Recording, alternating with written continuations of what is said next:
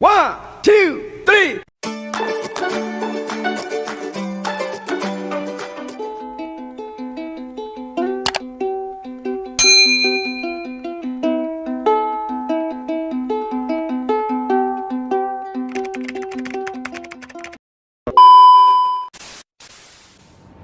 Halo Solih-Solihah, pernahkah kalian sedang berada di posisi sebagai pengendara motor?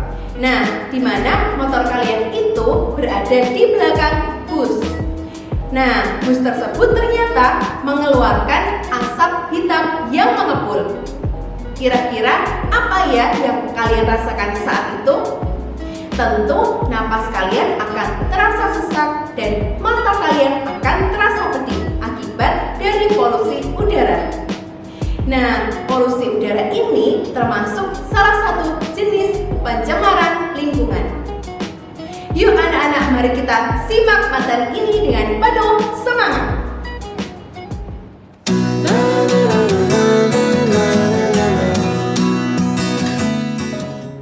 Assalamualaikum warahmatullahi wabarakatuh. Halo anak-anakku Solih-Solihah, bertemu lagi ya dengan Usrini di mata pelajaran IPA.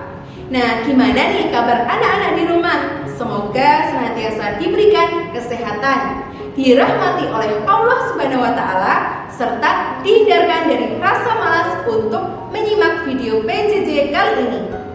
Oke, sebelum kita memulai pembelajaran IPA pada hari ini, kita awali dulu ya dengan membaca basmalah. Bismillahirrahmanirrahim.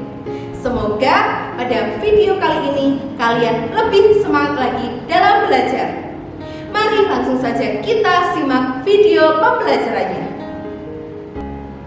Oke, anak-anakku Solih-Solihah, pada hari ini kita akan belajar IPA dengan materi baru, yaitu dampak pencemaran lingkungan bagi kehidupan.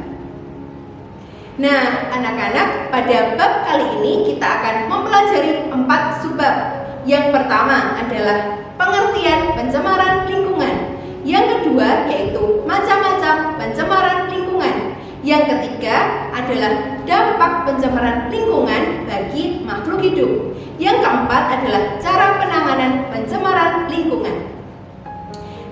Tapi anak-anak, kita kali ini hanya akan membahas 2 subbab saja. Apa saja itu? Yang pertama adalah pengertian pencemaran lingkungan. Yang kedua adalah macam-macam pencemaran lingkungan. Oke anak-anak, kita bahas satu persatu ya. Dimulai dari poin yang pertama, yaitu pengertian pencemaran lingkungan. Nah, pencemaran lingkungan ini sering disebut dengan istilah polusi. Nah, sebagian ahli berpendapat bahwa pencemaran lingkungan ini merupakan proses yang terjadi di sekitar makhluk hidup yang dapat membahayakan kehidupan manusia, hewan, maupun tumbuhan. Hal tersebut diakibatkan karena ulah manusia. Nah, namun sebagian ahli yang lain berpendapat bahwa ternyata pencemaran lingkungan itu tidak hanya disebabkan oleh ulah manusia saja nih. Lalu disebabkan oleh apa ya kira-kira? Jadi dapat disimpulkan bahwa pencemaran lingkungan merupakan proses yang terjadi di sekitar makhluk hidup yang dapat membahayakan manusia, hewan maupun tumbuhan akibat peristiwa-peristiwa alamiah maupun ulah manusia. Nah, anak-anak, kita lanjut ya pada poin yang kedua, yaitu macam-macam pencemaran lingkungan. Nah, teknologi ini dapat meningkatkan kesejahteraan manusia. Namun sebaliknya, teknologi juga dapat membawa pengaruh atau dampak negatif bagi kehidupan manusia, seperti timbulnya pencemaran lingkungan. Nah, sedikit info nih, pada tahun 1953 di Teluk Minamata, Jepang pernah terjadi kasus pencemaran lingkungan besar-besaran yang sampai mendapatkan perhatian seluruh dunia. Nah, anak-anak, mengenai peristiwa di Teluk Minamata, Jepang, mari silahkan anak-anakku simak pada tayangan berikut ini. Oke anak-anak, mari kita simak kisahnya berikut ini. Jadi di pabrik kimia Chiso di Teluk Minamata, Jepang melakukan pembuangan limbah yang mengandung merkurium organik maupun anorganik. Akibatnya, ratusan nelayan dan keluarganya yang memakan ikan menjadi keracunan. Selain itu, puluhan orang meninggal dunia akibat pencemaran tersebut. Kemudian, lahirlah penyakit yang disebut dengan penyakit Minamata dengan gejala-gejala antara lain sebagai berikut. Yang pertama, munculnya perasaan baal atau mati rasa. Yang kedua, jalan tertatih-tatih. Yang ketiga, disastria atau berbicara pelo. Dan yang terakhir, yang keempat adalah tremor atau jari gemetar. Anak-anak, jenis pencemaran berdasarkan tempat terjadinya ada 3 ya. Yang pertama adalah pencemaran air. Yang kedua adalah pencemaran udara. Dan yang ketiga adalah pencemaran tanah. Oke anak-anak, kita mulai dari pembahasan pencemaran air.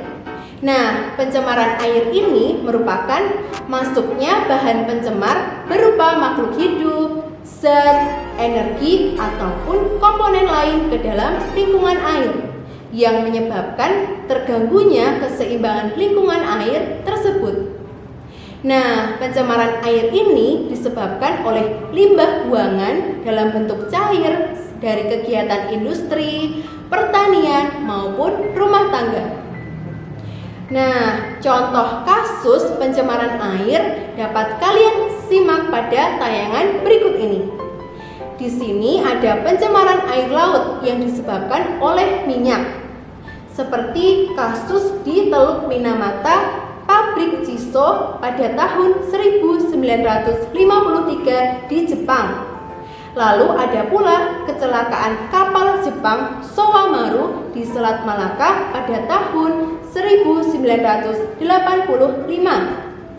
Lalu yang terakhir ada juga contoh kecelakaan supertanker Exxon Valdez di Teluk Alaska pada tahun 1989.